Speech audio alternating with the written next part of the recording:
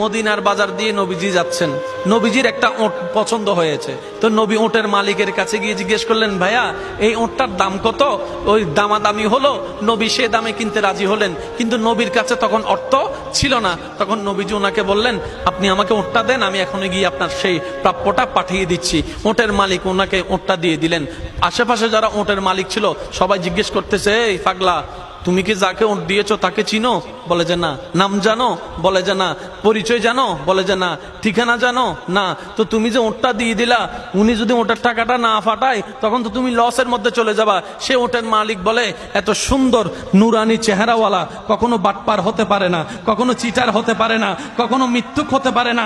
ওনার চেহারা দেখেই তো আমি ওট বিক্রি করার আগে মনটাই বিক্রি করে দিয়েছি, মনটাই বিক্রি করে দিয়েছি, মনটাই বিক্রি করে দিয়েছি। তোমরা যাই বলো, আমার মন বলে উনি আসবেই আসবে, টাকাটা পাঠাবেই পাঠাবে। এই কথা বলতে না বলতে কিছুক্ষণ পরে নবীজির একজন সাহাবা এসে বলছেন, একটু আগে একজনে ওট নিয়ে গিয়েছেন, কাছ থেকে ওটের মালিকটাকে একটু দেখতে চাই। উনি বলে যে আমার থেকে। তো উনি বললেন, আমাদের নবী আপনার থেকে ওটটা নিয়ে গিয়েছেন, ধরেন ওটের টাকাটাও দিয়েছেন, আপনাদের খাবার জন্য কিছু খেজুরও হাদিয়া পাঠিয়েছেন, খেজুরও হাদিয়া পাঠিয়েছেন। ওই ওটের মালিক বলে, ভাইয়া